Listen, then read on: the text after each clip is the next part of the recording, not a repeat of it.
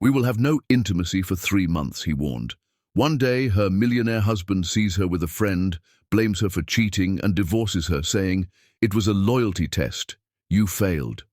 Hi, my beautiful family. Welcome back to Mr. Peter Stories, your very own family story channel.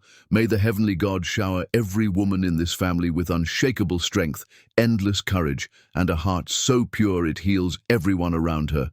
May your days be filled with peace, your nights with rest, and your lives with blessings that never fade. May every challenge you face turn into triumph, every tear into joy, and may love and respect surround you always. You are the silent power, the backbone of families, the light that holds the world together. If your heart is true, like the video. If your love is real, write, "I am with Mr. Peter." Marie Martel opened her eyes at 2 in the morning, the same time she'd been waking for 93 consecutive nights, and stared at the back of her husband's head.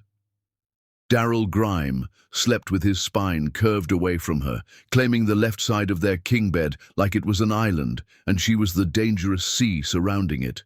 The digital clock on his nightstand glowed red in the darkness. 2:17. She'd stopped trying to fall back asleep weeks ago. Instead, she lay there counting the inches between them. 12 tonight, same as last night, same as every night for 3 months. And wondered when exactly her marriage had become a mathematics problem she couldn't solve. She remembered a different version of this bed. 8 years ago, on their honeymoon in Turks and Caicos, Darrell couldn't keep his hands off her. He'd pull her close in the middle of the night, his arms wrapping around her waist from behind, his breath warm against her neck. He'd kiss her awake slowly, deliberately, like he had all the time in the world, and nothing mattered except the feel of her skin against his. They'd make love as the sun rose over the ocean, and afterward he'd trace the curves of her body with his fingertips, like he was memorizing scripture, like he was afraid she might disappear if he stopped touching her. "You're the most beautiful woman I've ever seen," he'd whisper, his fingers trailing down her spine, across her hip, along her thigh. "I can't believe you're mine. I can't believe I get to wake up next to you every morning for the rest of my life." Marie had believed him then. She'd believed him with her whole heart. Now those same hands stayed firmly on his side of the mattress, and the only thing Darrell seemed to believe in was the 12 inches of space he maintained between them every single night. Marie shifted slowly under the covers, carefully, not wanting to wake him but desperately needing to feel something other than this crushing loneliness. Her negligee, the black silk one with the lace trim that she'd worn on their wedding night, felt ridiculous against her skin now. She'd put it on an hour ago before climbing into bed, hoping against hope that tonight might be different. It wasn't. The rejection had started exactly 93 days ago, and Marie knew the exact count because she'd been marking each day in her phone calendar like a prisoner scratching tallies on a cell wall. At first, she'd thought he was just stressed. Darrell's law practice was expanding rapidly, taking on bigger clients, more complex cases, longer hours. She understood pressure. She'd been patient. But patience had limits, and Marie had reached hers somewhere around day 47 when she realized this wasn't stress. This was something else entirely. This was deliberate distance, calculated coldness, intentional absence while physically present. She'd tried everything she could think of to bridge the gap growing between them. On day 22, she'd spent 6 hours making his mother's jerk chicken recipe from scratch, the one Miss Grime had taught her during their second year of marriage, the one that required 3 phone calls for clarification on the proper ratio of Scotch bonnet peppers to allspice. Marie had sweated over the stove, burned her fingers on the hot pan, perfected the rice and peas until they were exactly the way Darrell liked them. She'd set the dining table with candles and their good china, opened a bottle of the wine he loved, and waited for him to come home. Darrell had walked in at 8:30, kissed her forehead absently, taken his plate to his office, and closed the door. Marie had sat alone at their dining table for 45 minutes, staring at the candles burning down to nothing, trying not to cry into her perfectly cooked plantains. Eventually, she'd blown out the candles one by one, wrapped up the food, and gone to bed alone. She found his empty plate in the sink the next morning. He hadn't even said thank you. On day 59, their 8th wedding anniversary, Mari had tried harder.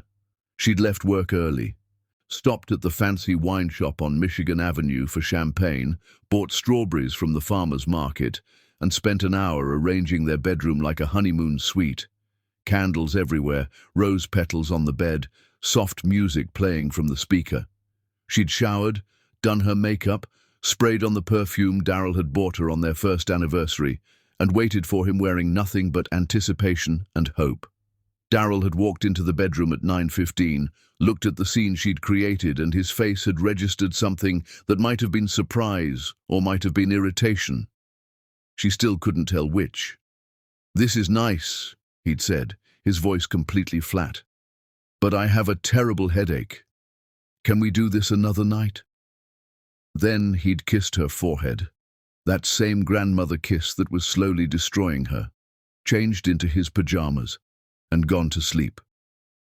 Mari had laid awake next to him for hours, watching the candles burn themselves out one by one, listening to him breathe peacefully while her heart broke into smaller and smaller pieces.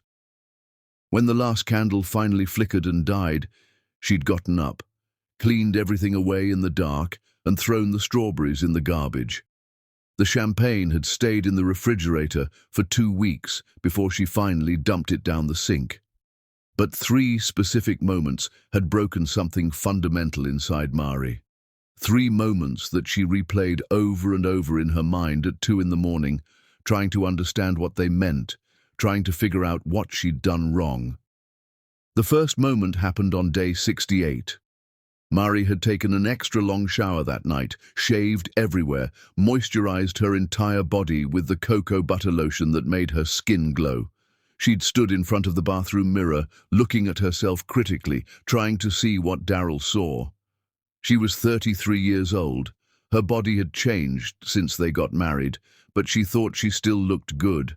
Her curves were fuller now, her hips wider, but her skin was smooth and her waist was still defined, and she hoped she was still beautiful. She turned off the bathroom light, opened the door, and stepped into their bedroom wearing absolutely nothing. Daryl was sitting up in bed, propped against the headboard, scrolling through his phone. The blue light from the screen illuminated his face, making him look ethereal and distant. Mari had stood there in the doorway, completely naked and vulnerable, her heart hammering so hard she could hear it in her ears. She'd waited for him to look up, waited for his eyes to find her, waited for some flicker of desire, some sign that he still wanted her. When he finally glanced up, his eyes had barely registered her presence. He'd looked at her the way someone might look at a piece of furniture, acknowledging its existence without actually seeing it. "Not tonight, baby," he'd said, his voice carrying no emotion whatsoever. "I'm exhausted." Then he'd gone right back to scrolling through his phone. Mari had stood there frozen for what felt like hours, but was probably only 30 seconds. Then she'd grabbed her robe from the hook on the bathroom door, wrapped it around herself with shaking hands, and locked herself in the bathroom. She'd sat on the edge of the bathtub in the dark, staring at nothing, until her legs went completely numb. When she'd finally emerged, Daryl was asleep, his phone still clutched in his hand. The second moment came on day 75. Mari had woken up at dawn, the early morning light just starting to filter through their bedroom curtains. Daryl was still asleep next to her, lying on his side facing away from her as always. She'd studied the back of his head for a long time, the way his hair curled slightly at the nape of his neck, the strong line of his shoulders, the steady rise and fall of his breathing. She'd missed him so much it physically hurt.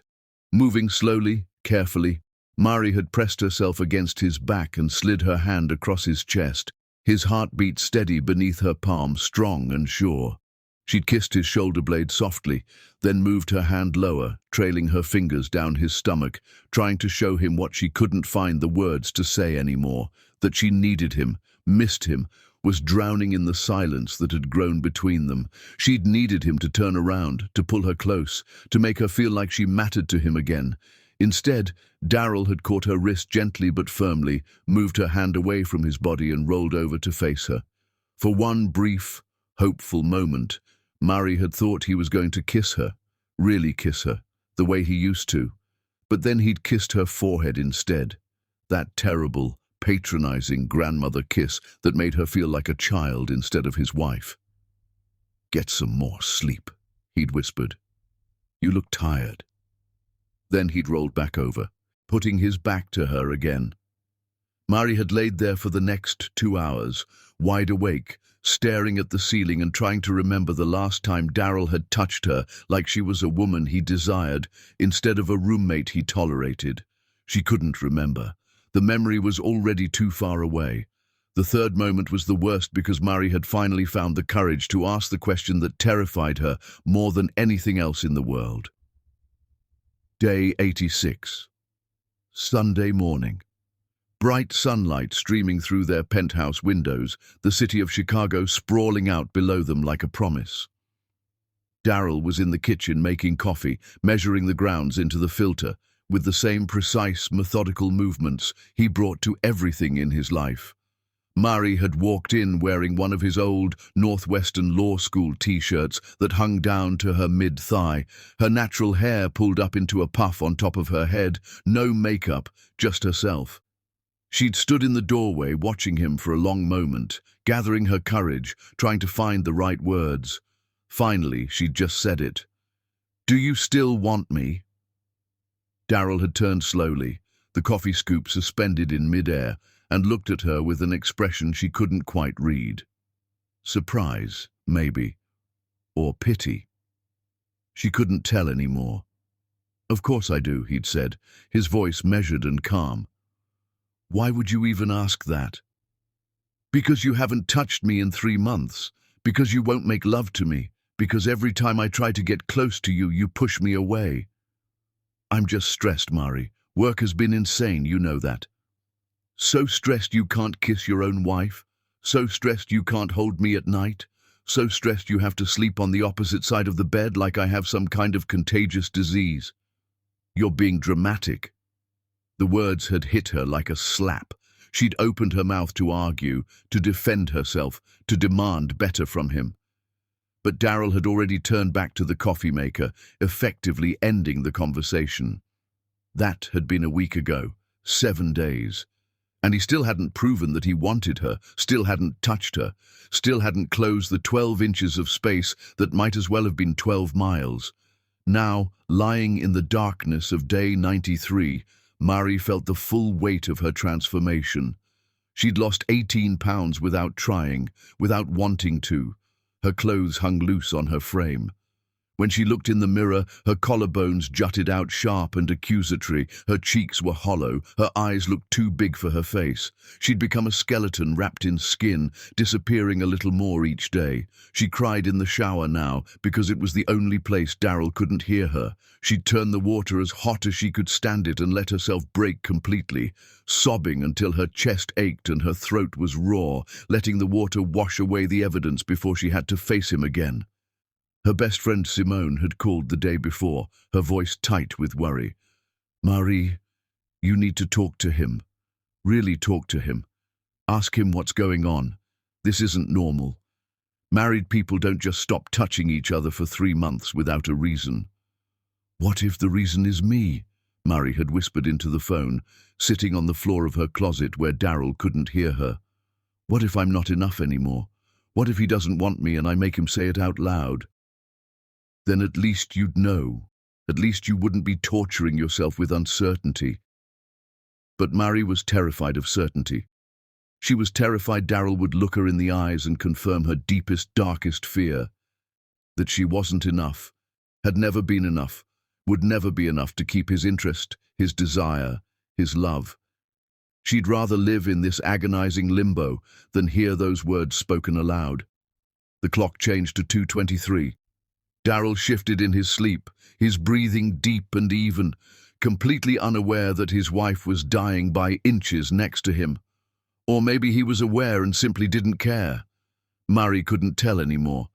She closed her eyes and tried to remember the last time they'd made love. 4 months ago. 5. The memory was hazy now, like trying to recall a dream from years ago instead of months. She thought about their wedding day. How Daryl had cried actual tears when she walked down the aisle in her grandmother's lace dress. How he'd held her face in both his hands during their vows and promised to love her through everything, sickness and health, better and worse, richer and poorer, all the days of his life. She'd believed him then. She'd believed him with every fibre of her being. Now she wondered if love could die quietly, slowly, without either person noticing, until it was already a corpse between them. Mari pulled the covers up to her chin, suddenly cold despite the warmth of the room, and watched the darkness slowly give way to dawn. In a few hours, Daryl would wake up, shower, dress in one of his expensive suits, drink his precisely measured coffee, and leave for the office without kissing her goodbye. She'd spend another day pretending everything was fine, smiling when Simone texted to check on her, lying when her mother called to ask how married life was treating her, existing in the hollow space where her marriage used to be. 93 days of silence, 93 days of rejection, 93 days of wondering what she'd done wrong. She wondered how many more she could survive before she disappeared completely, before there was nothing left of Marie Martel except a ghost haunting the penthouse of a man who'd stopped seeing her months ago. Chapter 2. One perfect night. Marie stood at the kitchen counter on day 94, moving through the motions of making dinner without actually being present in her body. Her hands chopped vegetables mechanically, the knife moving in steady rhythm against the cutting board. Onions, red peppers, garlic. She couldn't remember what she'd planned to cook or why she was cooking at all. The motions were automatic now, muscle memory from years of being the wife who cooked, who cared for her husband, who tried desperately to maintain the illusion of a normal marriage. She'd given up. That was the truth she'd accepted somewhere between yesterday's silence and today's emptiness. She'd given up hoping Daryl would change, given up trying to fix whatever was broken between them, given up believing she mattered to him at all. The realization should have devastated her, should have broken her into pieces. Instead, it brought a strange, numb peace that settled over her like a blanket. You couldn't be disappointed if you stopped expecting anything. The front door opened at 6:15, exactly when it always did. Daryl was nothing if not punctual. Marie didn't turn around. She heard his footsteps in the hardwood hallway, the soft thud of his briefcase hitting the floor, the jingle of his keys landing in the ceramic bowl on the entry table. The same sounds every night for 8 years. Marie? His voice sounded different. Softer, maybe. Or maybe she was just so starved for tenderness that she was imagining things, hearing what she wanted to hear instead of what was actually there. She turned slowly, the knife still in her hand, and froze. Daryl stood in the kitchen doorway holding flowers. Not just any flowers, tulips, deep purple and cream-colored tulips, the exact kind she'd carried in her wedding bouquet 8 years ago. Her favorite flower in the entire world, the one he hadn't bought her in over 2 years. For a moment, Marie couldn't speak. She just stared at him, at the flowers, trying to understand what was happening. What are these for? The question came out harsher than she'd intended, defensive and suspicious. For you. Daryl stepped closer, and Marie saw something in his face she hadn't seen in 3 months. Warmth. Actual, genuine warmth that reached his eyes and made him look like the man she'd married instead of the stranger who'd been living in their penthouse. I've been a terrible husband lately. Marie set down the knife carefully, her hands trembling. Lately? I know I've been distant, cold, completely absent even when I'm right here. He placed the tulips on the counter between them and reached for her hands. Can you forgive me? His touch was electric. After 93 days of nothing, of craving even the smallest gesture of affection, his fingers lacing through hers felt like coming back to life after drowning. I don't understand, Marie whispered, afraid to hope, afraid to believe this was real. What changed? Why now? What's different about today? I realized something. Daryl pulled her closer, close enough that she could smell his cologne, that woodsy, expensive scent that used to make her feel safe. I was sitting in a partners meeting this afternoon, listening to these corporate lawyers drone on and on about merger acquisition terms and due diligence protocols, and all I could think about was you. He cupped her face in both his hands the way he used to, the way he did on their wedding day when he promised her forever, and Mary felt tears burning behind her eyes. I kept thinking about how I've been treating you, how I've been taking you for granted, how the most beautiful, loving, devoted woman in the world has been right here in front of me, and I've been too blind and too stupid to appreciate you. Daryl, let me finish. His thumbs stroked her cheeks gently. I love you, Mari. I love you more than anything in this world, and I'm so sorry I've made you doubt that. I'm sorry for the distance. I'm sorry for pushing you away. I'm sorry for every night I didn't hold you, every morning I didn't kiss you goodbye, every moment I made you feel like you weren't the center of my universe. The tears spilled over then, running down Mari's face faster than Daryl could wipe them away. I thought you didn't want me anymore, she choked out. I thought I'd done something wrong. I thought maybe you'd stopped loving me and just hadn't figured out how to tell me yet. God, no, never. He pulled her against his chest, wrapped his arms around her tightly. You're my everything. You're my whole heart. I've just been drowning in work stress, and I handled it in the worst possible way. I shut you out instead of letting you in. They stood there in the kitchen for a long time, holding each other while Mari cried 3 months' worth of tears into his expensive dress shirt. He stroked her hair, kissed the top of her head, murmured apologies and promises against her temple. Come here, Daryl said finally, pulling back to look at her. Let's not waste any more time. He led her to their bedroom, and they made love like they did in the beginning, desperate and hungry and achingly real. Daryl touched her like he'd been starving for her, like he couldn't get enough, like he needed to memorize every inch of her body. He whispered her name like a prayer, reverent and broken, and Mari felt herself coming back to life under his hands. You're so beautiful, he murmured against her neck, her collarbone, her breast. So perfect. I can't believe I've been stupid enough to go this long without touching you, Mari cried during and after, overwhelmed by the relief flooding through her. This was what she'd been missing, this connection, this intimacy, this feeling of being wanted and needed and loved.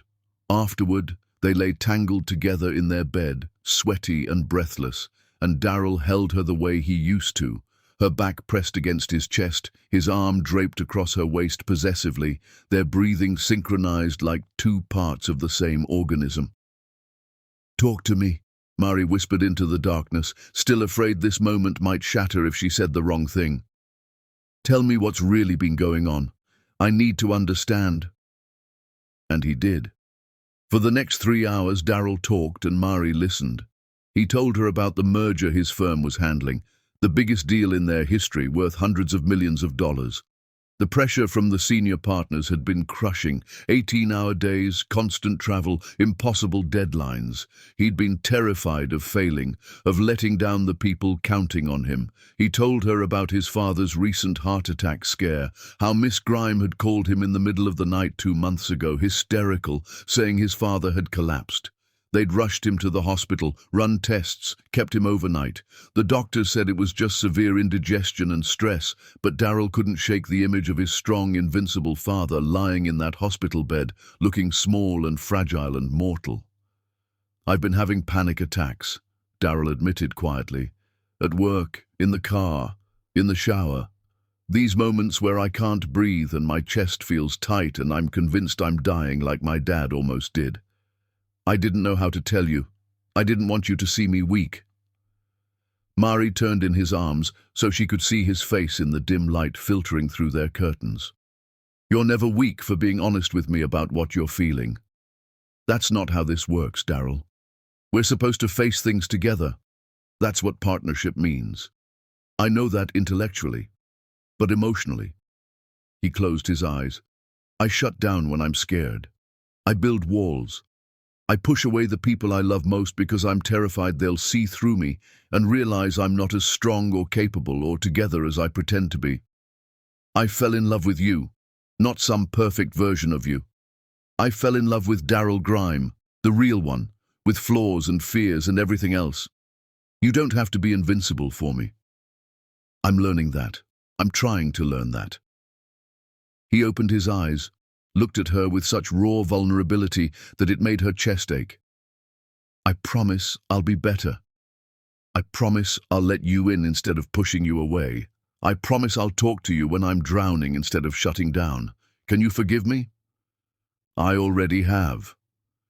They talked until dawn broke over Chicago, painting their bedroom in shades of gold and rose. Mari told him about the 93 days she'd counted obsessively, the 18 pounds she'd lost without trying, the nights she'd cried herself to sleep, the mornings she'd woken up wondering if her marriage was over. Daryl listened with his face crumpling in regret, his eyes getting glassy with unshed tears. I'm so sorry I put you through that. I'm so sorry I made you feel that way. You're my rock, Mari. You're my foundation. You're the reason I've been able to build everything I have. I don't know what I'd do without you. You won't have to find out, Mari said, kissing him softly. I'm not going anywhere. As the sun fully rose over the city, Daryl got up to make coffee, something he hadn't done in months.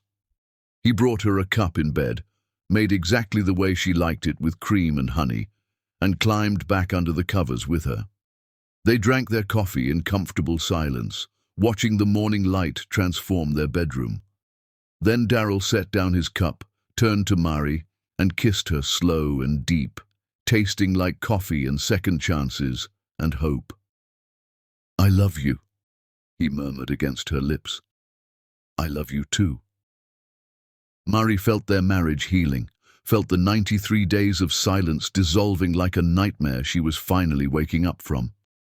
She thought about calling Simone later to tell her that everything was okay now, that she'd been worried for nothing, that Daryl had just been stressed and overwhelmed, and they'd worked through it together like adults. She thought about how she'd look back on this period years from now and laugh about how she'd overreacted, how she'd let her insecurity get the better of her. She thought they'd survived the worst of it. She had absolutely no idea that this perfect night was a carefully orchestrated goodbye. Chapter 3. The Photographs. 4 days later, Mari stood in their kitchen, humming an old Anita Baker song while she made pasta carbonara from scratch. She'd woken up early to hit the farmer's market in Lincoln Park, picking through the vendors' offerings until she found the perfect pancetta, thick cut, properly cured, from a small farm in Wisconsin. She'd splurged on farm-fresh eggs from pasture-raised chickens, bought real Parmigiano Reggiano cheese from the Italian specialty shop instead of the pre-grated stuff from the grocery store.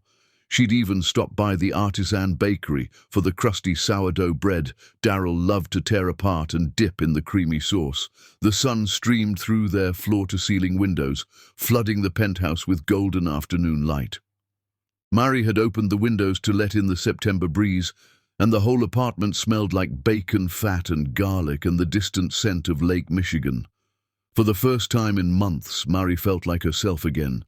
The past 4 days had been beautiful, magical even. Daryl had come home early twice, once on Tuesday with takeout from her favorite Thai restaurant, once on Wednesday with tickets to see a jazz performance at the Green Mill. They'd made love 3 more times, slow and tender and reconnecting. He'd held her hand during dinner, asked her detailed questions about her day, actually listened to her answers instead of scrolling through his phone. Last night, they'd stayed up late watching The Best Man, even though Daryl had seen it a dozen times and usually complained about romantic comedies. He'd fallen asleep with his head in her lap during the wedding scene, and Mari had sat there running her fingers through his hair, feeling more content than she had in months. She'd started to believe they'd turned a real corner this time. Mari wore the dress Daryl had complimented 4 nights ago, a deep burgundy wrap dress that hugged her slowly recovering curves and made her feel beautiful again. She'd put on makeup for the first time in weeks, carefully lining her eyes the way he liked, applying the lipstick he'd once said made him want to kiss her. She'd even styled her hair, letting her natural curls frame her face instead of pulling everything back into the practical bun she'd been living in. She felt like Mari Martel again, instead of a ghost haunting her own life. The pasta water had just reached a rolling boil when she heard Daryl's key turning in the lock. She glanced at the clock. 6:30, a bit later than usual but not concerning. She smiled to herself, already imagining how the evening would unfold. They'd eat together at the dining table instead of in separate rooms. They'd talk, really talk. Maybe they'd make love again afterward, or maybe they'd just curl up on the couch and watch another movie. Marie. His voice came from the hallway and something in Marie's stomach dropped. The tone was all wrong. Flat, cold, distant. The same voice he'd used for 3 months straight before 4 days ago. Her hand stilled over the pancetta she'd been cutting into pieces. Daryl appeared in the kitchen doorway, and the man standing there bore absolutely no resemblance to the tender husband from 4 nights ago. His face was stone, his jaw was set, his eyes were cold enough to freeze blood. Without a word, without explanation, he dropped a large manila envelope onto the kitchen counter. Marie stared at it like it was a bomb. "What is this?" Her voice came out smaller than she intended. "Open it." Her hands trembled as she picked up the envelope. It was heavy, stuffed full of something. She opened the flap and pulled out the contents. Photographs, 8x10 glossy prints, professionally taken, crystal clear. They showed Marie sitting in a coffee shop with a man, laughing at something he was saying, leaning in close during what looked like an intimate conversation, his hand on her arm, her hand covering his during what the camera had captured as a tender, emotional moment. Marie flipped through them in growing confusion. There were at least 20 photographs, taken from different angles, like someone had been watching her for hours. "Who is he?" Daryl's voice could have frozen fire. Marie looked up from the photos, genuinely bewildered. "That's Devon. Devon Thomas. My colleague from the gallery commission I consulted on last year. You know Devon. You've met him." "I remember some guy you introduced me to at a fundraiser once. I don't remember you telling me you were having secret coffee dates with him." "They weren't secret. It was just coffee, Daryl. When were these taken?" Marie looked at the timestamp in the corner of one photo. 2 weeks ago. Tuesday afternoon." "And what did you tell me you were doing that Tuesday afternoon?" Marie's mind raced backward. 2 weeks ago. She'd been in the worst part of the 93 days, drowning in rejection and confusion. "I said I was running errands." "Errands?" Daryl's voice was deadly quiet. "You lied to me." "I didn't lie. I did run errands. I went to the dry cleaner and the grocery store and I stopped for coffee with Devon. I didn't mention the coffee because it wasn't important." "Wasn't important?" He stepped closer, and Marie could see the vein pulsing in his temple, the one that only appeared when he was truly furious. "My wife having coffee with another man isn't important. Devon's my friend. I've known him for 3 years. You met him at the Whitmore Foundation fundraiser last spring, remember? He's the one who introduced us to his wife, Jamie. They just had a baby." But Daryl wasn't listening. He pulled out more photographs from inside his jacket pocket. These were even worse. Her head resting briefly on Devon's shoulder, him hugging her goodbye in the parking lot. Shots taken from angles that made innocent moments look intimate and damning. "This looks like a hell of a lot more than just coffee to me." "Because I was falling apart." Marie's voice cracked. "I was falling apart because you spent 3 months treating me like I didn't exist. I went to Devon because I needed someone to talk to, someone who wouldn't judge me, someone who'd just listen while I tried to figure out if my marriage was ending." "You should have come to me." Marie actually laughed, a harsh sound with no humor in it. "Come to you?" "I tried, Daryl. For 93 days I tried everything I could think of. I cooked your favorite meals. I wore lingerie you didn't notice. I initiated intimacy you rejected. I asked you directly if you still wanted me, and you gave me nothing but excuses and forehead kisses and turned backs. So you ran to another man." "I ran to a friend." Marie slammed her hand on the counter, anger finally overtaking confusion. "I had coffee with a married man who's been my colleague and friend for years.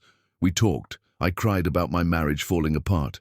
He listened and told me to be patient with you, that's all. There was no affair, no betrayal, nothing inappropriate. These photos say otherwise. These photos were taken by someone following me, someone you hired to follow your own wife. The realization hit Mari like cold water. You had me followed. You paid someone to spy on me. Daryl didn't deny it. Instead, he reached into his jacket pocket one more time and pulled out a document. Official-looking, bound with a blue backing, the words, "Petition for Dissolution of Marriage," visible at the top. Mari's whole world tilted sideways. What is that? Divorce papers. The words hit her like physical blows. Mari grabbed the edge of the counter to keep from falling. I've already signed them, already filed them with the county clerk. You just need to add your signature and it's done. You can't be serious, Daryl. Nothing happened with Devon. I swear to you on everything I love, nothing. It doesn't matter if something happened. His voice was eerily calm now, like he was explaining a legal concept to a particularly slow client. What matters is that you failed. Mari stared at him. The word didn't make sense. None of this made sense. Failed what? The test. The kitchen suddenly felt too small, too hot, like all the air had been sucked out through the windows. What test? Daryl looked at her with something that might have been pity or might have been satisfaction. For the past 3 months, I deliberately withdrew all intimacy from our marriage. No sex, no affection, no physical connection of any kind. It was calculated, Mari. Every single rejection was intentional. The room was spinning. Mari couldn't breathe. I needed to know if you'd stay faithful when things got hard. If you'd remain loyal even when I wasn't giving you what you wanted. It was a test of your character, your commitment to our vows, your devotion to me. You tested me? The words came out as barely a whisper. You tortured me for 3 months as some kind of test? And you failed. Daryl's face remained completely impassive. The moment I withdrew affection, the moment I stopped giving you attention, you ran straight to another man. That's not loyalty, Mari. That's not the kind of wife I can trust. That's not the kind of woman I want to spend my life with. I didn't run to anyone. Mari's voice was getting stronger now, fueled by a rage so pure it burned through the shock. I had coffee with a friend because I was drowning in the silence of a marriage where my husband had stopped treating me like a human being. You should have been stronger. You should have waited. You should have proven that you loved me enough to endure anything without looking elsewhere for comfort. Mari looked at this man she'd married 8 years ago. This man she'd given up her dreams for, supported through law school, built a life with, and saw a complete stranger standing in her kitchen. That night, she said slowly, the pieces clicking together with horrible clarity. 4 days ago, when you came home with flowers, when we made love and you held me and we talked until dawn, and you told me about your father's heart attack and the panic attacks and feeling inadequate. Was any of that real? Daryl's jaw tightened. It was all real. Then why? Because I wanted to see if I still could. His eyes were dead, emotionless. I wanted to see if I could still be intimate with you after knowing you'd failed my test. Turns out I can perform physically, but emotionally? He shook his head. I can't. Not with a cheater. I didn't cheat on you. You emotionally betrayed me. Same thing. No. Mari's hands were shaking so hard she had to grip the counter to stay upright. No, you betrayed me.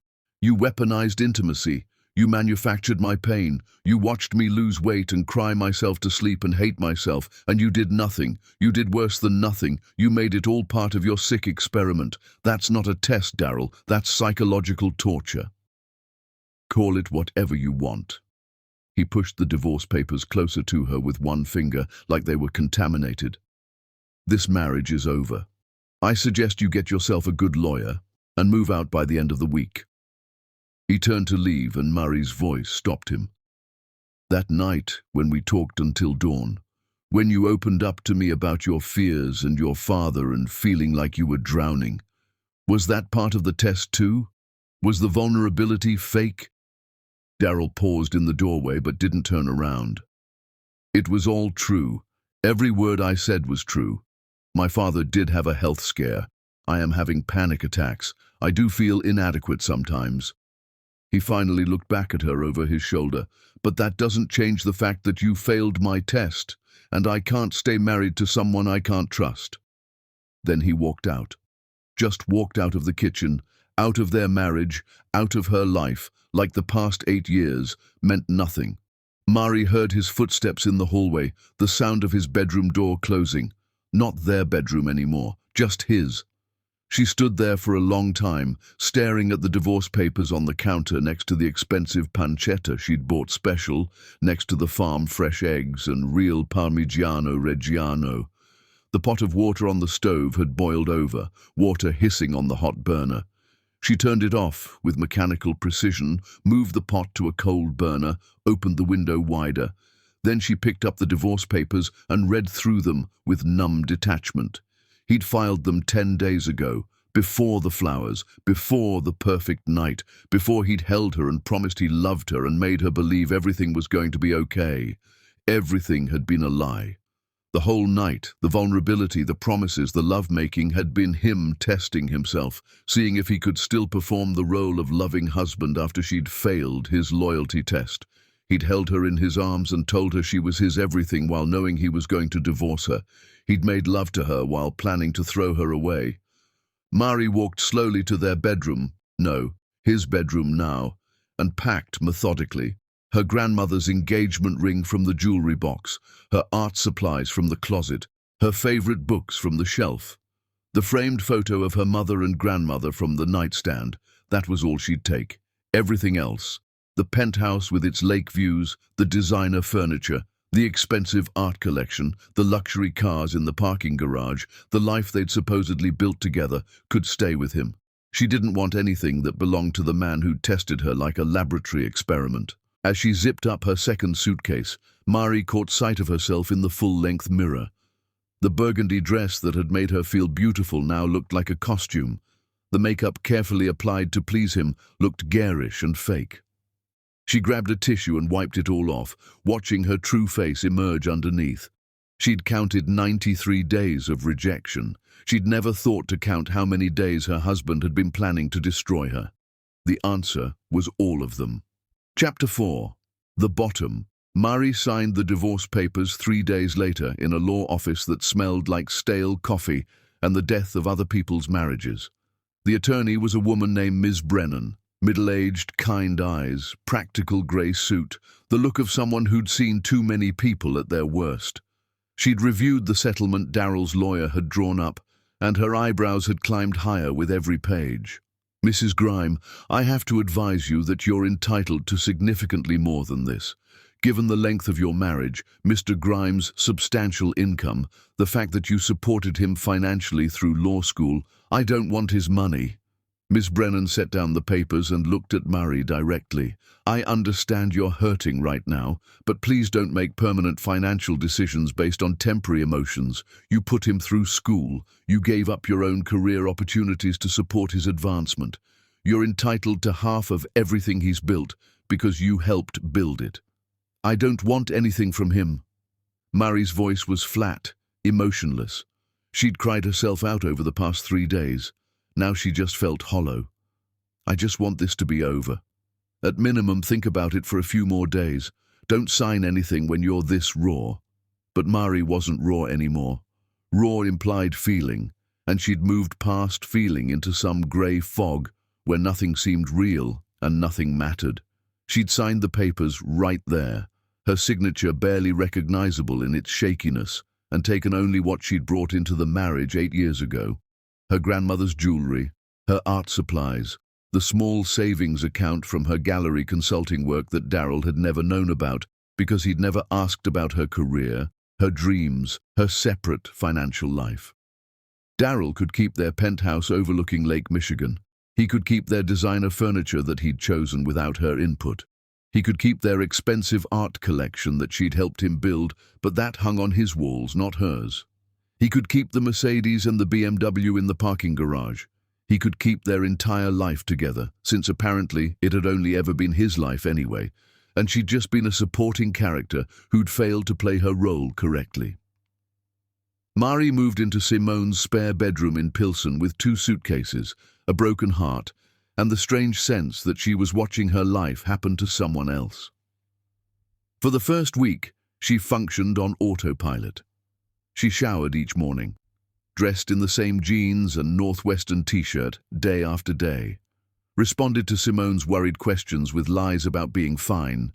She even ate a few bites of whatever food Simone put in front of her, though it all tasted like cardboard and ashes. But on day 8 in Simone's apartment, something inside Marie just stopped.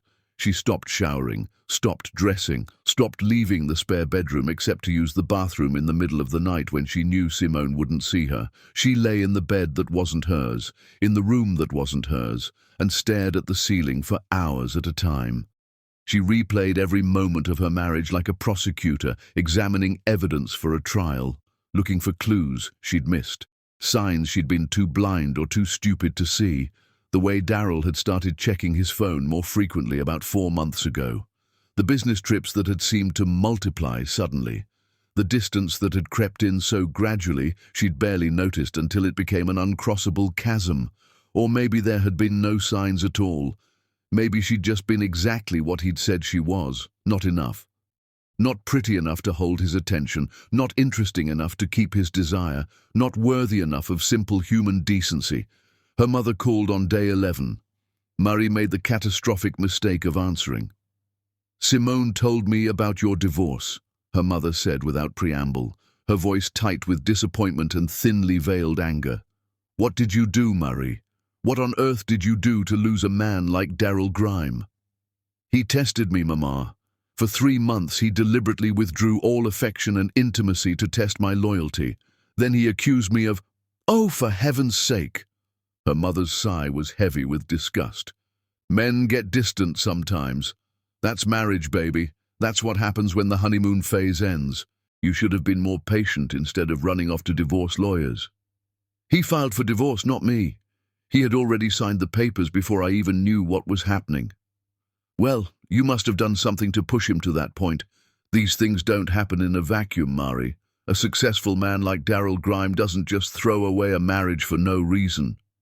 "The reason was that I went to coffee with a friend when I was falling apart." "A male friend?" "Yes, but—" "Then there's your answer." Her mother's voice turned sharp. "You disrespected your marriage. You gave other people something to talk about. You embarrassed that man, and now you're paying the price." Marie had hung up without saying goodbye. The calls from their couple friends started coming after that. Not many. Most people had chosen sides already, and Daryl's wealth and social status made him the obvious choice. But a few called, claiming concern, offering sympathy that felt more like judgment. They'd heard about the separation, so sorry things didn't work out, but had she really thought it was appropriate to have coffee dates with other men while her husband was working so hard to provide for her? Daryl was devastated, they said, absolutely heartbroken, doing his best to move on after such a devastating betrayal. The phone calls stopped after a few days. Daryl's position at the firm, his family connections, his carefully constructed narrative more valuable than whatever loyalty they'd claimed to have for Marie. By day 15, Marie had lost a total of 23 pounds. Her clothes hung off her frame like she was a child playing dress-up. When she caught accidental glimpses of herself in the bathroom mirror, she saw a stranger, hollow-eyed, gaunt-cheeked, barely recognizable as the woman who'd walked down the aisle 8 years ago with flowers in her hair and hope in her heart.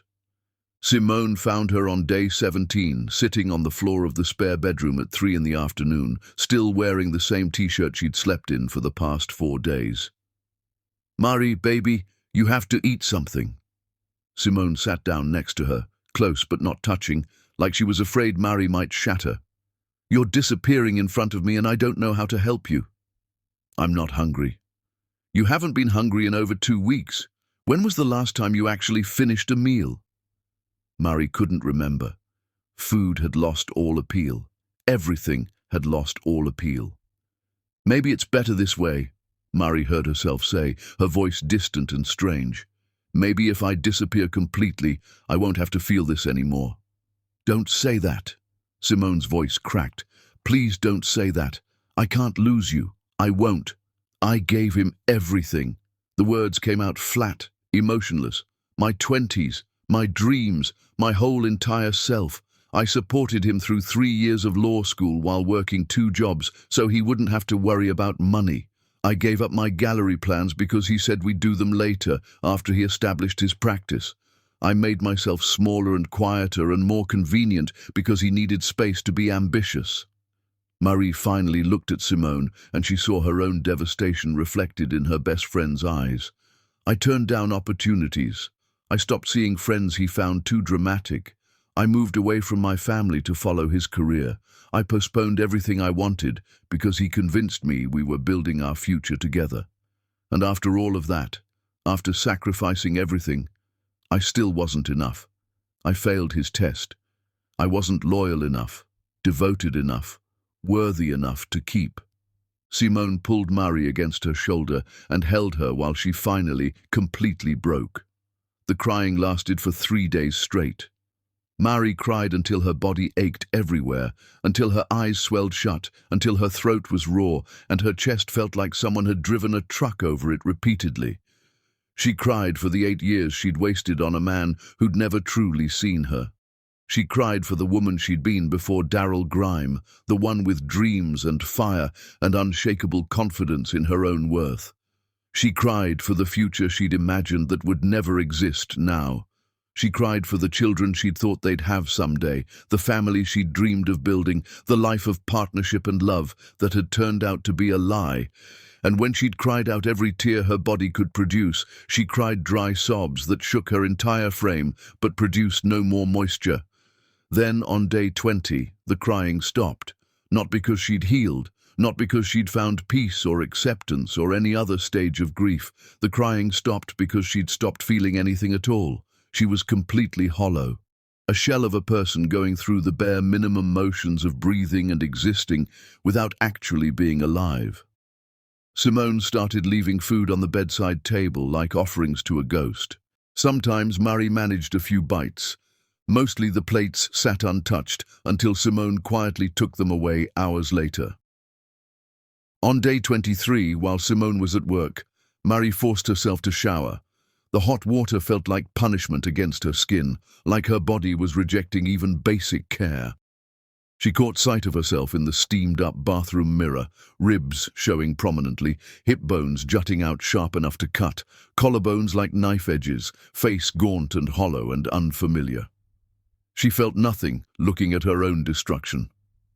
Wrapped in a towel that was too big for her now, still dripping water onto Simone's bathroom floor, Marie walked back to the spare bedroom. That's when she saw it, a cardboard box in the corner she'd somehow overlooked before. Marie's things, written on the side in Simone's neat handwriting. Simone must have grabbed it from the penthouse at some point, while Marie was signing papers or staring into space or dying in slow motion. Marie opened the box with hands that barely felt like they belonged to her body anymore. Inside were pieces of her past self, journals from her 20s, before Daryl, filled with sketches and dreams, and the confident scrawl of a younger woman who'd believed in herself. A thick folder labeled Martel Gallery Business Plan, complete with detailed exhibition proposals, artist contacts, investor information. Photographs of her at art shows in her mid-20s, vibrant and alive, surrounded by paintings and possibility and people who'd believed in her vision. She picked up a journal at random and let it fall open. The entry was dated 9 years ago, 6 months before she met Daryl. The handwriting was bold, confident, the words practically vibrating with excitement. Met with the Whitmore Foundation today, and it went even better than I hoped. They're interested in funding a program for emerging black artists. They want someone to curate, to build something completely new from the ground up. They want me. This is actually happening. I'm going to open my own gallery within 2 years. I can feel it. I'm going to change the art world, one brilliant artist at a time. I can feel my life beginning. Marie stared at those words. I can feel my life beginning, and something cracked open inside her chest. Not healing, not peace, not anything gentle or kind, but something else. Something that felt almost like rage.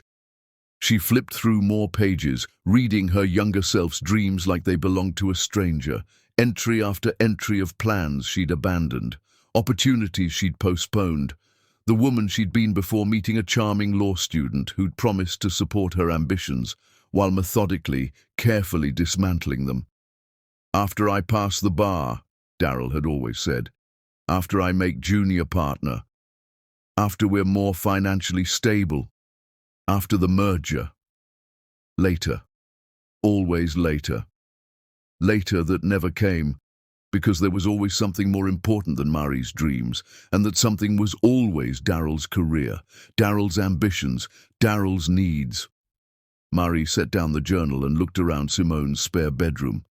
This was her life now, 33 years old, divorced, living in her best friend's extra room, down 23 pounds she couldn't afford to lose, with nothing to show for a decade of devotion except trauma and the kind of trust issues that would probably take years of therapy to unpack. She could stay like this, keep shrinking, keep disappearing, keep turning into less and less of a person until there was nothing left. Eventually she'd fade away completely, and maybe that would be easier than facing what her life had become. Or, Mari picked up another journal, this one from 10 years ago. She found a sketch she'd drawn during grad school. A black woman standing in the center of an art gallery, surrounded by paintings and sculptures and beauty she'd created space for. In the margin, written in her own handwriting, "This is who I'm becoming." Not who she'd become, who she'd been becoming, before she'd stopped. Mari sat on the floor of Simone's spare room, holding her old journals like they were artifacts from an archaeological dig of her former life, and made a decision. She didn't know if she had the strength to rebuild herself from this kind of destruction. She didn't know if healing was even possible after what Darryl had done to her. She didn't know if she'd ever trust anyone again, ever love anyone again, ever feel whole again. But she knew one thing with absolute, bone-deep certainty. She refused to let Darryl Grimes' test be the thing that defined the rest of her life. She'd failed his loyalty test. Fine. But maybe failing it was the most honest, authentic thing she'd done in 8 years. Maybe failing meant she'd chosen her own humanity over performing loyalty to someone who was testing her instead of loving her. Maybe failure was actually freedom. Mari opened her most recent journal, the one she'd bought before Darryl, the one she'd stopped using when he'd asked her to make more space in their apartment for his things, and picked up a pencil. She wrote one sentence: "My life is beginning again." Then she closed the journal, set it aside, and lay down in Simone's spare bed. For the first time in 23 days, Mari fell asleep without crying herself into unconsciousness first. Chapter 5. The First Memory. 6 weeks after signing the divorce papers, Simone physically dragged Mari out of the apartment. "I love you more than anything," Simone said, standing in the doorway of the spare bedroom with actual clothes in her hands, instead of another meal Mari wouldn't eat. "But if you spend one more day in this room staring at the ceiling, I'm calling your Aunt Dee, and we both know she'll show up here and drag you out by your ear while lecturing you in Spanish and Creole about wasting your life." Mari had showered, the first real shower in 3 days, where she'd actually used soap and shampooed her hair instead of just standing under hot water. She'd dressed in jeans that no longer fit properly, hanging loose on her hips despite the belt she'd cinched to the tightest hole. She'd let Simone pull her into the bright October sunshine that felt like an assault after weeks in a darkened room. They took the Red Line to the Art Institute of Chicago, and Mari felt like a visitor in her own life. The city looked exactly the same buildings reaching toward the same sky, same streets crowded with the same purposeful people, same Lake Michigan wind cutting through downtown with the promise of winter coming. But everything felt distant and unreal, like she was watching the world through glass or from underwater. "Where are we going?" Mari asked, as Simone led her through the museum entrance, past the security guards and the membership desk, and into the familiar galleries. "You'll see." They walked through rooms Mari used to know by heart, past the impressionists she'd spent hours studying in grad school, past the American wing where she'd written her thesis on the relationship between industrial Chicago and its artists, past the modern art section where she used to sketch on Saturday afternoons before Daryl. Simone stopped in front of a portrait Mary had discovered years ago, back when she used to spend every Saturday morning at the museum before heading to coffee shops to work on her gallery proposals. It was a Kehinde Wiley piece, a black woman in regal pose, wearing vibrant fabrics that seemed to glow even in the museum's controlled lighting, surrounded by elaborate floral patterns that drew the eye everywhere at once. The woman looked directly out of the canvas with absolute confidence, unapologetic in her beauty and power, taking up space without permission or apology or any hint of making herself smaller for anyone's comfort. Mary had forgotten about this painting. She'd forgotten how much it used to mean to her.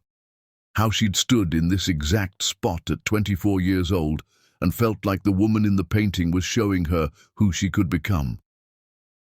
"You used to come here every week," Simone said softly, standing beside her but giving her space. "Before Daryl. You'd stand right here, right in this spot, and talk about how you were going to open a gallery for artists like this. Black artists, emerging artists, people whose work was brilliant but who needed someone to believe in them and create space for them in a world that often didn't." Mari stared at the painting and felt something shift somewhere deep in her chest. Not healing exactly. More like a memory surfacing from very far away, like a message in a bottle washing up on shore years after it was sent. She'd been 24 years old, fresh out of grad school with her master's in art history and museum studies, standing in this exact spot on a Saturday morning in October. The light had been falling through the windows exactly like it was now. She'd been holding a coffee in one hand and her notebook in the other, and she'd made herself a promise. She was going to create spaces for art like this. She was going to build something that mattered. She was going to change the art world one brilliant overlooked artist at a time. Then she'd met Daryl Grimes 6 months later at 25. He'd been charming in that effortless way some men have, confident without being arrogant, ambitious without being ruthless, attentive without being overwhelming. He'd loved her passion for art, he said. He'd support her dreams, he said. He understood what it meant to build a career from nothing, he said. They'd build a life together where both of them could thrive. But somehow, in the 8 years that followed, build a life together had translated into building Daryl's life, while Mary's dreams got filed under later, and then someday, and then forgotten entirely. Her gallery plans became after Daryl passes the bar exam, then after he finishes his first year as an associate, then after he makes junior partner, then after we buy the penthouse, then after the merger, later, always later, until Mary had stopped bringing it up entirely because the disappointment of postponement had become too heavy to carry. Her painting time, the hours she used to spend creating her own art, experimenting with different mediums, developing her artistic voice, became when you're not so tired from supporting me through exams. Then, when I'm not so stressed from billable hours and need quiet to work from home. Then nothing at all, because Daryl needed the spare bedroom for his home office, and her painting supplies took up too much space in their perfectly designed penthouse with its minimalist aesthetic. Her friends, vibrant, creative, sometimes chaotic women who understood her and challenged her and made her feel alive, became too dramatic for Daryl's taste. Then, bad influences who distract you from our goals. Then ghosts who eventually stopped calling because Mary was always cancelling plans to attend Daryl's work functions or stay home because he'd had a difficult day and needed her. 8 years of making herself smaller and quieter and more convenient. 8 years of postponing her own life, her own dreams, her own self.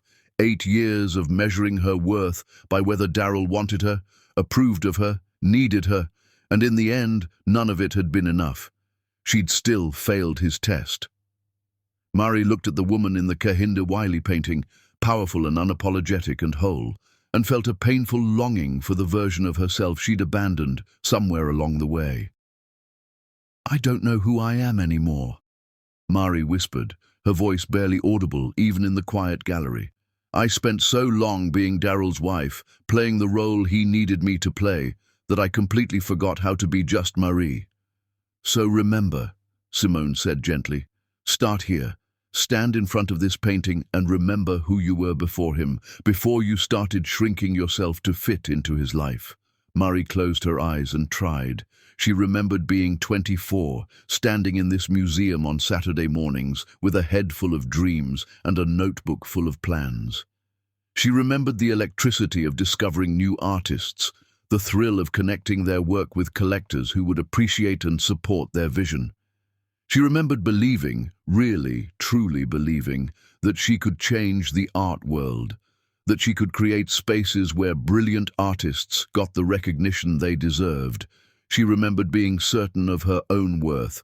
When had she stopped being certain? When had she started measuring her value by whether a man wanted to touch her? Marie opened her eyes and looked at the painting again, really looked at it. I want to feel that way again, she said, and for the first time in weeks, there was something in her voice besides numbness. Like I can take up space, like I matter, like I'm enough exactly as I am without having to shrink or change or perform loyalty for anyone. You do matter. You always have. Simone squeezed her hand gently. Daryl tried to convince you otherwise, but that was never true. That was never real. The only truth is that he's a small man who needed you to be smaller so he could feel big. They spent 3 hours in the museum that day, wandering through galleries Marie used to haunt. She looked at art she used to love, read placards about artists she used to admire, and felt pieces of herself starting to remember what it was like to exist outside of someone else's orbit. On the way out, they passed through the museum gift shop.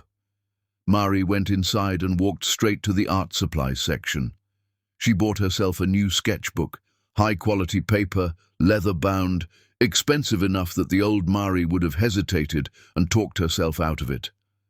The new Marie, or maybe the old Marie, finally remembering herself, didn't hesitate at all. That night, back in Simone's spare room, Marie sat cross-legged on the bed and opened the sketchbook to the first blank page. Her hands shook. She hadn't drawn anything in years. What if she'd lost whatever small talent she'd once had? What if the part of her that could create had died during the 3 months Daryl spent testing her? What if she was too broken now to make anything beautiful? She put charcoal to paper anyway. At first, just shapes, lines and curves and shadows. Her hands remembered what her mind had forgotten. The weight of the charcoal, the feel of paper texture under her fingertips, the way to build form from nothing. Then, slowly, almost against her will, a face began to emerge.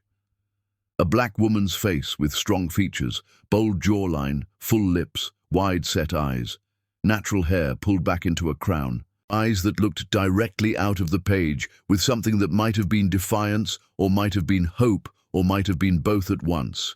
Marie sat back and stared at what she'd drawn, her heart beating faster. She was looking at herself. Not the hollow ghost she'd become in the past 6 weeks. Not the desperate, shrinking woman from the 93 days of Daryl's test. But the woman she'd been before all of that. The woman who'd stood in front of a Kehinde Wiley painting at 24 and promised herself a future. Marie touched the drawing gently with one fingertip, half afraid it might smudge and disappear if she wasn't careful. "I'm still here," she whispered to the woman on the page. "You're still in here somewhere." It wasn't healing. It wasn't forgiveness. It wasn't even close to okay. But it was something. It was the first creative thing she'd made in years. The first evidence that maybe, possibly she could still create. That she hadn't lost everything in the wreckage of her marriage. For the first time in 6 weeks, Marie fell asleep without crying first. She fell asleep with her hand resting on the sketchbook, on the drawing of the woman she used to be and might become again. Chapter 6. The Truth. 3 months after signing the divorce papers, Marie's life had finally developed something resembling a rhythm. She woke up each morning in Simone's spare room, made coffee, and spent 2 hours drawing before the rest of the world woke up. She'd started eating again, real meals, and had gained back 7 of the 23 pounds she'd lost. She still had bad days when she couldn't get out of bed, but they were becoming less frequent. Slowly, painfully, she was learning to function again. It was a Tuesday afternoon when Simone came home early from work, with a strange expression, something between rage and vindication. "We need to talk," Simone said, her voice tight. Mari looked up from her drawing. "What's wrong?" "Angela called me today." Simone sat down, took Mari's hands. Angela Hendricks, Lawrence's wife, Daryl's business partner. Mari remembered the elegant older woman from their anniversary party last year. "She knows the truth about the divorce, the real truth, and she wanted me to tell you." Something cold slithered down Mari's spine. "Simone, you're scaring me." "Daryl wasn't testing you, Mari." Simone's voice was gentle but firm. "There was no loyalty test. That was a lie he made up to justify himself." The world tilted sideways. "What are you talking about?" "He was having an affair with his secretary, Lauren Michaels. The affair started 4 months before he filed for divorce. The entire 3 months he spent withdrawing from you. That's when he was deepest into the affair." Mari couldn't breathe. "That doesn't make sense. He said it was a test. He showed me photographs. He did have it planned, just not the way he told you." Simone pulled out her phone, showed Mari text messages from Angela. Lauren used to be Lawrence's secretary before she transferred to Daryl's office. Lawrence noticed things: late nights, suspicious expenses, secret phone calls. He confronted Daryl 2 weeks ago, and Daryl admitted everything. Mari read through Angela's texts with shaking hands. Angela had talked to Lauren after she and Daryl broke up 3 weeks ago. Lauren had been bitter enough to fill in the gaps. The 3-month withdrawal wasn't a test. It was Daryl consumed with someone else. The 93 days weren't calculated punishment. They were neglect. He'd mentally left the marriage and forgotten to tell Marie. And that perfect night with tulips? "That was guilt," Simone said quietly. "Lauren had asked when he was leaving you. The affair made him feel guilty enough to reconnect one last time." "But the guilt didn't last," Mari whispered. "No. Lauren demanded he leave you. So Daryl hired a private investigator to follow you, hoping to catch something he could use as justification. When the investigator captured Mari having coffee with Devon, Daryl had his ammunition. He'd taken those innocent photographs and constructed a narrative. He'd crafted the loyalty test story to make himself the victim. He'd told that story to everyone, their friends, his family, her own mother. He'd made Mari the failure so he could be the wounded hero. The divorce papers had been filed a week before that night with the flowers. He'd already decided to leave her. That perfect night was just him testing if he could still perform the role, knowing he was going to destroy her. "Oh my God," Mari breathed. She paced Simone's kitchen, her mind racing, recalibrating everything. She wasn't the problem. She'd never been the problem. There was no test. Daryl had wanted to leave her for another woman and needed a story that wouldn't damage his reputation. The rage that flooded through Mari was clean and clarifying, not self-destructive anger. This was fury, built on absolute moral certainty. "Where is he now?" Mari's voice was steady, cold. "Still at the firm, still playing the victim." Simone paused. "Lauren left him when she realized he was never going to marry her. He'd been stringing her along too." Mari actually laughed. The sound was harsh but felt like power. "So he destroyed our marriage, tortured me for 3 months, made me question my sanity, and it was all for an affair that didn't even last?" "I'm so sorry, Mari." "Don't be." Mari turned to face her. "I spent 3 months thinking I'd failed, hating myself, but I was never the one being tested. He was testing himself, seeing if he could live with being the kind of man who'd torture his wife to justify his affair, and apparently he could. What are you going to do?" Mari thought about exposing him, but that felt small, like she'd still be letting Daryl control her story. "I'm going to build something he can't touch," Mari said. "I'm going to help other women see what I couldn't, that tests aren't love, that we deserve better than men who punish us for their own failures." She picked up her sketchbook. And I'm going to stop thinking about him entirely. I'm going to build a life so full and whole that Daryl Grime becomes completely irrelevant. Simone smiled through her tears. Now that's the Mari I remember. That night Mari couldn't sleep, but not from grief. Her mind was spinning with possibilities. She thought about other women going through the same thing, women whose partners tested them, manipulated them, made them believe they were the problem. Mari grabbed her sketchbook and started writing. Not art this time, a plan. Something bigger than herself. Something that might help women who'd been tested and broken and were trying to find their way back to wholeness. By dawn, Mari had filled 20 pages with notes and ideas. For the first time in 3 months, Mari felt something that resembled purpose. And that was enough to start. Chapter 7. The Woman in the Gallery. 6 months after the divorce, Mari stood in front of a small storefront in Wicker Park and felt like she might throw up from nerves and excitement and terror all mixed together. The space was tiny, barely 800 square feet, wedged between a vintage clothing store and an artisan coffee shop. The previous tenant had been a yoga studio that went out of business during the pandemic, and the landlord was desperate enough to offer Mari a lease she could almost afford with her settlement money and her grandmother's inheritance.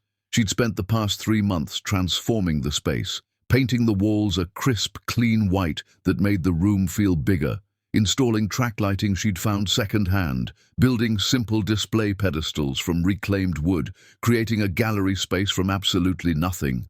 Martel Gallery opened on a cold Saturday morning in March with no fanfare, no press release, no big celebration, just 15 pieces from 5 emerging black artists whose work Mari had discovered online, in local shows, through word-of-mouth recommendations. She'd curated the exhibition herself, titled it Emerging, and hoped someone, anyone, would walk through the door. By noon, 23 people had come through. By closing time, she'd sold 2 pieces. Mari locked the door at 6, stood alone in her gallery, surrounded by the art she'd chosen and the space she'd created, and cried, not from grief this time, from something else entirely, from the profound relief of having built something that was completely, utterly hers. It was week 3 of the gallery being open when the woman walked in. She was in her late 50s, elegantly dressed, but there was something brittle about her, a fragility in the way she held herself, like she might shatter if someone looked at her too directly. She stood in front of Mari's own painting, the woman walking through flames, emerging transformed, for a long time without speaking. Mari approached carefully. "Can I tell you about this piece?" The woman jumped slightly, like she'd forgotten other people existed. "Did you paint this?" Her voice was barely above a whisper. "I did." "The woman in the flames. She looks..." The woman's voice cracked. "She looks like she's been tested too." The word hung in the air between them. "What's your name?" Mari asked gently. "Ruth. Ruth Morrison." The woman finally turned to look at Mari, and her eyes were red-rimmed like she'd been crying for days. "I saw your interview, online, last week, about your divorce, about the loyalty test." Mari had done exactly 1 interview, a small podcast about rebuilding after divorce.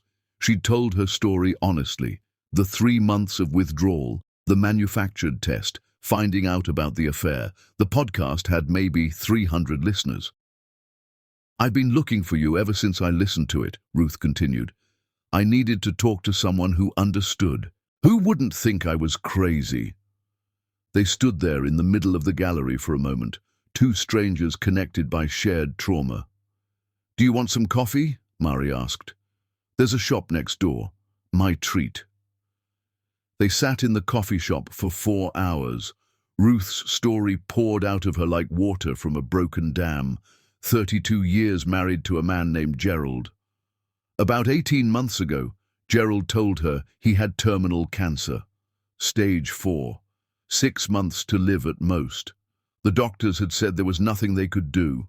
Ruth had quit her job as an elementary school art teacher to care for him full-time. She'd sold her mother's house, her inheritance, her safety net, to pay for experimental treatments Gerald said might extend his life.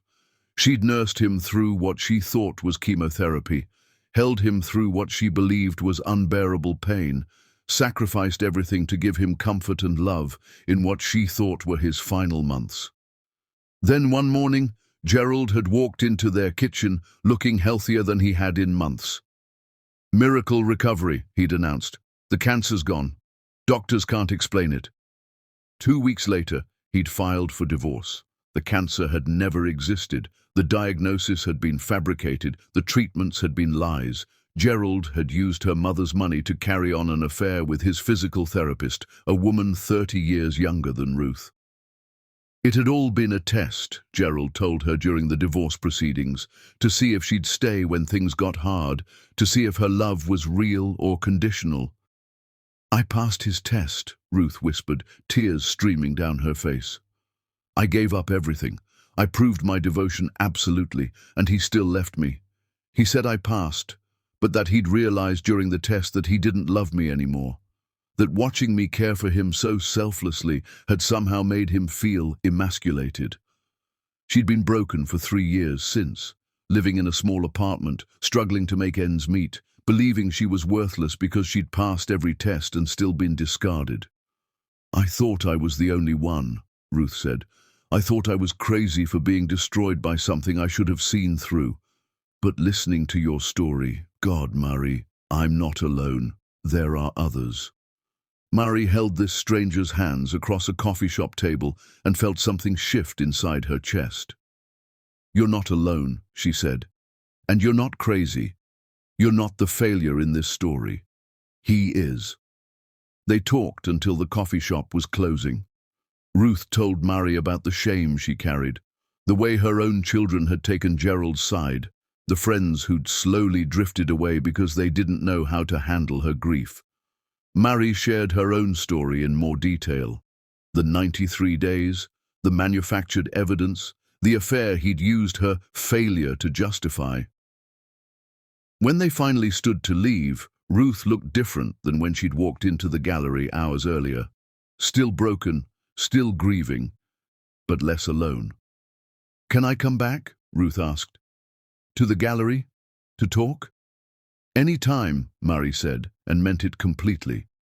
That night, Murray couldn't stop thinking about Ruth, about the look on her face when she'd realized she wasn't crazy, wasn't alone, wasn't the only woman who'd been tested by someone who claimed to love her.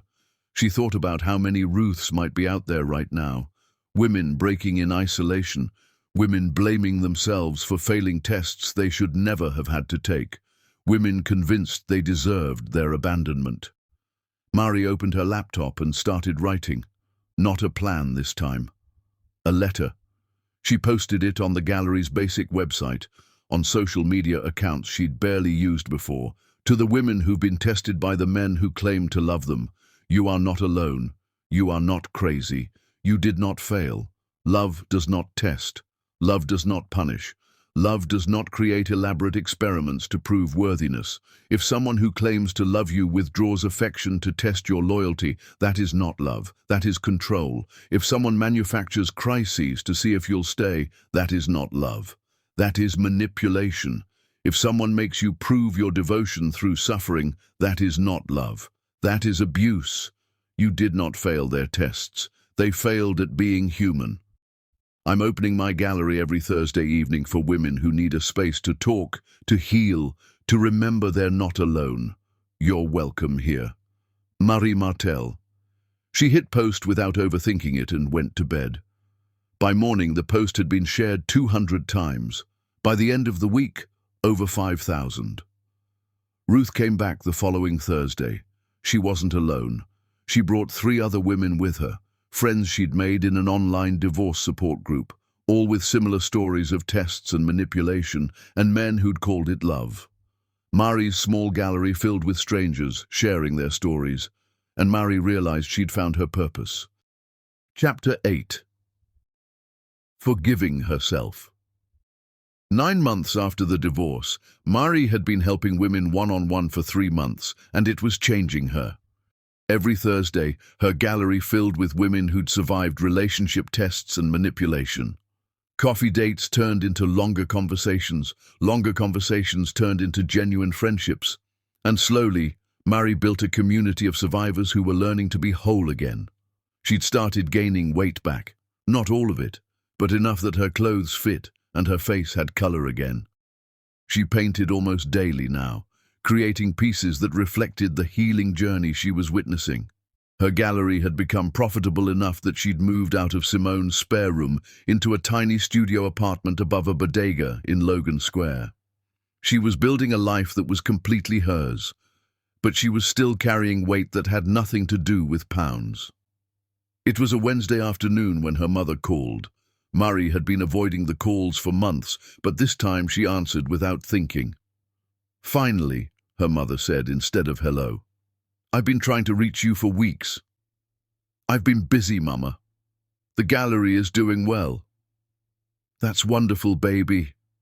The warmth sounded forced.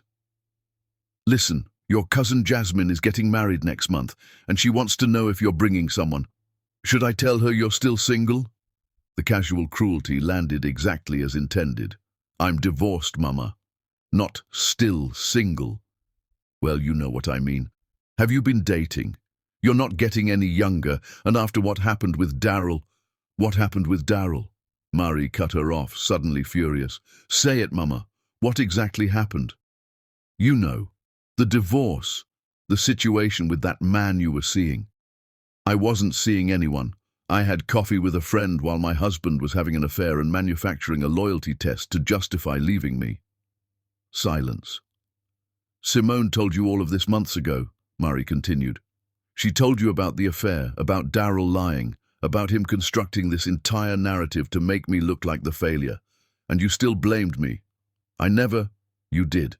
You told me I must have done something to push him away, that I should have been more patient, that I was lucky a man like him had married me in the first place, and I'd thrown it away." Her mother's voice got tight. "I was trying to help you see where you might have gone wrong, so you could learn from it." "Learn what, exactly?" Mari was pacing now, her free hand clenched into a fist. "Learn that my worth is determined by whether a man wants me? Learn that I should accept psychological torture as long as I get to keep the title of wife? Learn that I should make myself smaller and smaller until I disappear completely as long as it makes a man comfortable?" "You're being dramatic." "Am I? Because here's what I learned, Mama. I learned that you've been teaching me to shrink my whole life, to not take up too much space, to not be too loud or too ambitious or too much, to measure my value by whether men approve of me. That's not fair, isn't it?" Mari's voice cracked. "When I got my master's degree, you asked when I was going to find a husband. When I got the gallery consulting contract, you asked why I wasn't home more for Daryl. Every achievement, every success, every moment I took up space, you found a way to make it about whether I was being a good enough wife, a good enough daughter, a good enough woman according to someone else's standards. I was raised to believe that family comes first, that marriage is sacred, that women should what? Should accept whatever treatment they get, as long as they have a ring on their finger, should stay with men who test them instead of loving them." Her mother was quiet for a long moment. "Daryl Grime came from a good family. He was successful. He could have given you a comfortable life, and you threw it away over coffee with another man." The words landed like slaps. "You know what, Mama? You're right. I did throw it away. I threw away a life of making myself small. I threw away a marriage to a man who tortured me to justify his affair. I threw away your approval in exchange for my own dignity. Murray, and I'm done seeking your approval. I'm done letting you make me feel like I'm not enough. I'm done measuring my worth by standards that were designed to keep me quiet and convenient." "You're being cruel." "I'm being honest. Maybe for the first time in my life." Mari took a deep breath. "I love you, Mama. But I can't have you in my life right now. Not when you still think I failed. Not when you still think Daryl was the prize I lost instead of the bullet I dodged." "So that's it? You're cutting me off?" "I'm choosing myself. Maybe when you can do the same, when you can see your daughter as a whole person instead of a reflection of someone else's worth, we can try again. But not before then." Mary hung up before her mother could respond. Then she blocked the number. Her hands were shaking. Her whole body was shaking. But underneath the trembling was something else. Something that felt like power. That night, Mary called her Aunt Dee, her grandmother's sister, 83 years old, twice widowed, still fierce as hell. "Baby girl!" Aunt Dee's voice was warm and bright.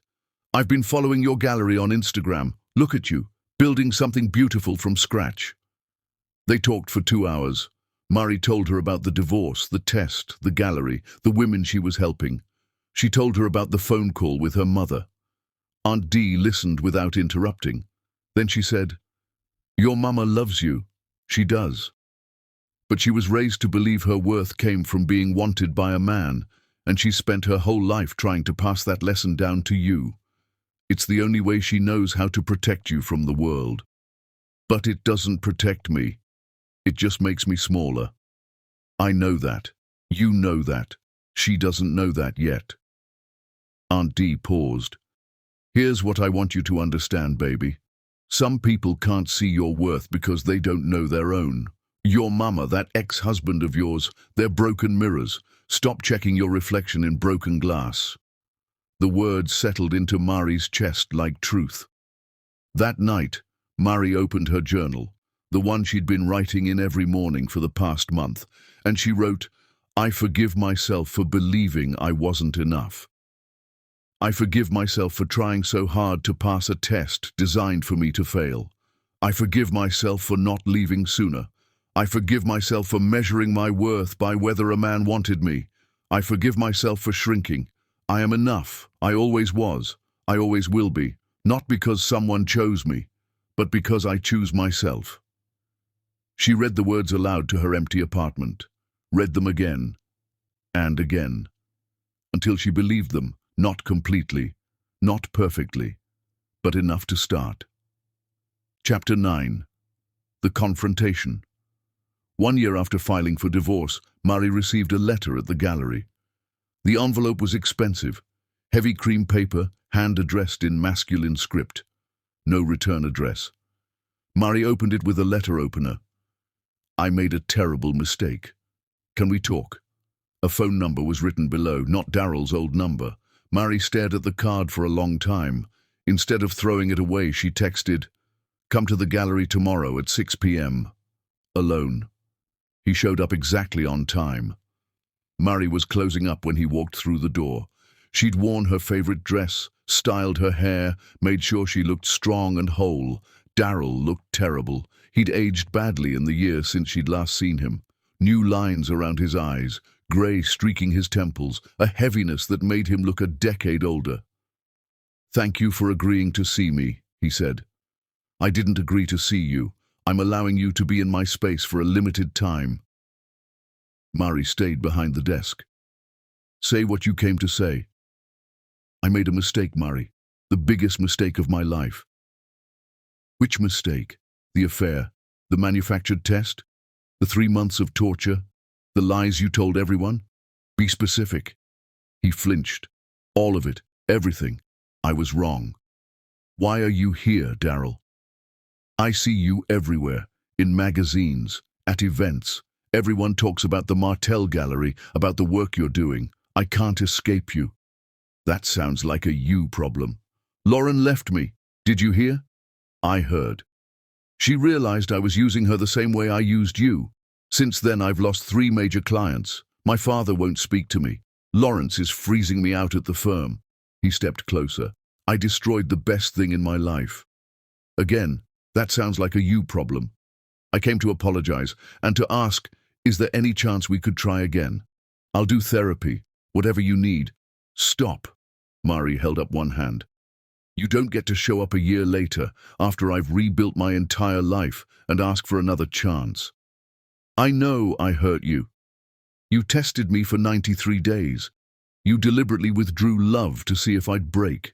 Then you broke me on purpose. Then you lied about why our marriage ended. You convinced everyone I was the problem. You took a woman who loved you completely and turned her into someone who could barely recognize herself." "I know, God, Mari, I know. I've regretted it every day." "Good. Live with that regret. Sit with it. Let it eat at you the way your test ate at me. Please, do you know what I learned from your test? That love doesn't punish. Love doesn't create experiments to prove devotion. Love doesn't withdraw to see if someone will chase. Real love shows up. Real love communicates. Real love treats the other person like a human being. I was afraid. Of what? That I might not be perfect? So you decided to test me instead of talking to me? Daryl's face crumpled. I thought if I could prove you'd stay no matter what, I'd finally feel secure. But all I did was destroy the one person who actually loved me. You didn't love me, Daryl. You loved having someone who made you feel important, someone who made herself smaller so you could feel big. The moment I needed something back, you resented me for it. That's not true, isn't it? When I was supporting you through law school, giving up my dreams, you loved that version of me. But the moment I became a real person with needs, you tested me, and when I failed, you threw me away. Mari pulled out a flyer, an announcement for the event in 2 weeks. I'm hosting a healing conference for women who've survived relationship tests.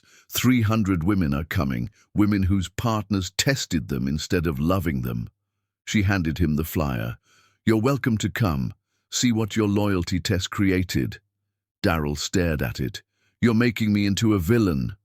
No, I'm telling my truth.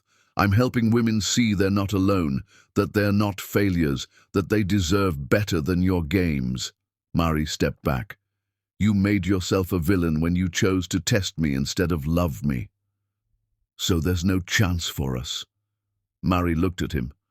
Really looked at him. She saw a small man who'd needed her to be smaller so he could feel adequate. A frightened man who'd hidden his fear behind tests and control. She felt nothing. Not love, not hate, not even anger. Just vast, peaceful indifference. There's no us, Daryl. There hasn't been for a long time. Maybe there never was. Maybe you were always in love with the idea of me, and I was in love with the idea of you. But neither of those people existed. Mari, I don't pass tests anymore, Daryl. I don't shrink myself to make men comfortable. I don't seek approval from people who can't see my worth. I set standards now, and you will never meet them. She walked to the door and held it open. Goodbye, Daryl. He stood there, clearly hoping for some crack in her resolve. He found none. Finally, he walked out. Mari closed the door, locked it, and stood alone in her gallery, the space she'd built, filled with art she'd chosen, serving women she'd helped heal. Her hands weren't shaking. Her heart wasn't racing. She felt completely, perfectly calm. She'd chosen herself, and it felt like victory. Chapter 10. The event. The hotel ballroom held 300 women, and every seat was filled. Mari stood backstage, peering through the curtain at the crowd, and felt her heart hammering against her ribs. Not from nervousness, from overwhelming awe at the sheer power in that room. 300 women who'd survived tests and manipulation, and men who'd called it love. 300 women who'd been broken and were choosing to heal together. The energy was electric. Women embracing, crying, laughing, sharing stories with strangers who understood in ways their families and friends never could. You ready? Simone appeared at her elbow, squeezed her hand. I don't know. Mari's voice shook. What if I mess this up? What if I can't find the right words? You'll find them. You always do. Mari looked back at the crowd. In the very back corner, partially hidden behind a pillar, she saw him. Daryl Grime, trying to make himself invisible, watching the women fill the room with his face pale and stricken. Their eyes met across the distance. He'd come after all. Good. Let him see what his test had created. The event coordinator gave Mari the signal. It was time. Mari walked onto the stage, and the applause was deafening. It rolled over her in waves, 300 women standing, clapping, some crying, all of them looking at her like she was someone worth celebrating. She'd never felt more terrified or more powerful in her entire life. The applause finally died down. Mari stood at the microphone, looking out at 300 faces, and began. 18 months ago, my husband tested my loyalty by withdrawing all intimacy for 3 months, watching me break, then accusing me of cheating when I sought comfort in friendship. He divorced me and told everyone I'd failed him. For weeks, I believed I had. Her voice cracked slightly. She steadied it. Then I learned the truth. The test was fabricated. He'd manufactured my failure to justify an affair he'd been having. And I realized something fundamental. I didn't fail his test. He failed at being human. Some women in the audience were already crying. I spent months blaming myself, asking what I did wrong, wondering why I wasn't enough. I lost weight, I lost myself, I lost everything I thought defined me. Mari paused, gathering strength. But here's what I know now. I was always enough. You were always enough. We were never meant to pass those tests because tests in relationships aren't about loyalty. They're about control. She could see Daryl in the back, his shoulders shaking, his face in his hands. To every woman in this room who's been tested by someone who claimed to love you, you didn't fail. You weren't broken. You weren't inadequate. You were human. And your humanity, your capacity to love, to trust, to hope, was never a weakness. It was your strength. The applause started again, but Mari raised her hand for quiet. The men who test us do it because they're afraid of intimacy, afraid of real connection, afraid that if we see them clearly, we'll realize they're not as powerful or perfect as they pretend to be. So they create tests to avoid real vulnerability. They make us prove ourselves so they don't have to risk anything real. Mari's voice got stronger. But we're done proving ourselves. We're done shrinking to make insecure men feel big. We're done accepting cruelty disguised as love. She looked directly at where Daryl sat. To the men who test women instead of loving them, look at this room. Look at what your cruelty created, not victims, survivors. We are mothers, daughters, artists, leaders, businesswomen, teachers. We're rebuilding our lives from the ashes of your tests, and we're not just surviving, we're thriving. The standing ovation started before she finished the sentence. It went on for 5 minutes straight, women embracing each other, crying together, healing together in real time. Mari stepped off the stage with tears streaming down her face. Ruth was there first, pulling her into a fierce hug. "You changed my life," Ruth whispered. "You gave me back myself." "No," Mari said, holding this woman who'd become a friend. "You did that yourself. I just showed you that you could." More women came forward, each with a story, each with gratitude, each with the light of healing in their eyes. One woman grabbed Mari's hands, looked her directly in the eyes. "My husband tested me by pretending to lose his job for 6 months, watched me work 3 jobs to support us while he sat at home, then told me it was a test to see if I was a gold digger. Your speech just helped me realize I'm filing for divorce tomorrow." Another woman, younger, barely 25. "My boyfriend tested me by flirting with other women in front of me to see if I'd get jealous. Made me feel crazy for having feelings. I thought I was too sensitive. You just helped me see I was too patient."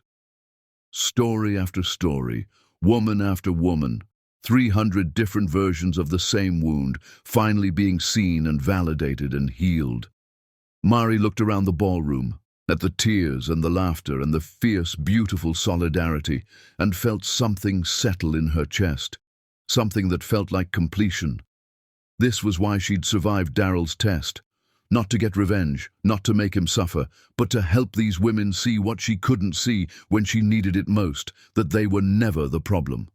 She caught movement in the back corner, Daryl standing now trying to leave quietly through the side exit, but women had noticed him. One pointed, then another. A murmur went through the crowd. "That's him, that's Mari's ex-husband." Daryl froze in the doorway, suddenly visible, suddenly exposed. Mari could have let the moment happen, could have let 300 angry women confront the man who'd inspired this gathering, could have watched him face the consequences of his cruelty. Instead, she walked toward him. The room went silent, watching. She stopped a few feet away from him, close enough to see that he'd been crying, that his face was wrecked with what might have been genuine remorse. "I hope you heard every word," she said quietly, just for him. "I hope you understand now what you did. Not just to me, but to every woman who's been tested and broken by someone who called it love." "I'm sorry," Daryl whispered. "God, Mari, I'm so sorry." "I know you are, but sorry doesn't undo the damage. Sorry doesn't give me back the months I spent hating myself. Sorry doesn't heal the women in this room who've spent years believing they've failed. I don't know how to live with what I've done. That's not my problem anymore." Mari's voice was gentle but firm. "You have to figure that out yourself. Maybe start by never testing another woman. Maybe start by getting therapy. Maybe start by actually learning what love is, instead of what control looks like." She turned to walk away, then stopped, looked back. "You lost me because you were afraid of really seeing me. Afraid that if you showed me your real self, flawed and scared and imperfect, I might leave. So you tested me instead. But here's the truth you never understood. I would have loved your flaws. I would have held your fears. I would have chosen you even when you were imperfect, if you'd just been honest instead of cruel." Daryl's face crumpled completely. Mari didn't stay to watch him break. She walked back to the women who were waiting for her, women who'd chosen healing over bitterness, who'd chosen themselves over the men who'd tested them. Outside the hotel, after the event ended, Mari stood on the steps, breathing in the cool night air. The Chicago skyline glittered in front of her, full of possibility. Simone joined her, wrapped an arm around her shoulders. "You did it. You actually did it." "We did it," Mari corrected. "All of us together." They stood there in comfortable silence, watching the city move around them. Mari thought about the woman she'd been 18 months ago, desperate, shrinking, measuring her worth by whether Daryl wanted her. That woman felt like a stranger now, someone she'd known once but had long since outgrown. She thought about the 93 days of silence, the test that had broken her open, the affair that had shattered everything she'd believed about her life, and she realized something profound. Daryl's test hadn't destroyed her, it had freed her.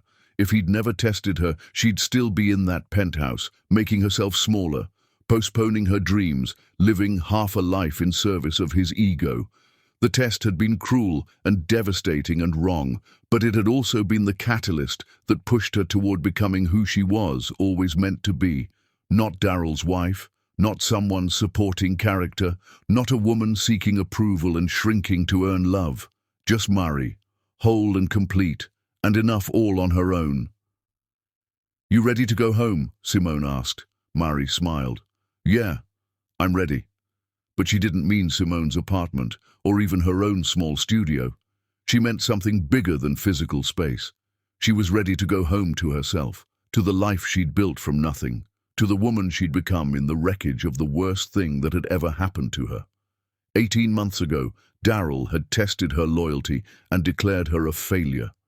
Tonight, standing on hotel steps surrounded by 300 women who'd survived their own tests, Mari finally understood the truth.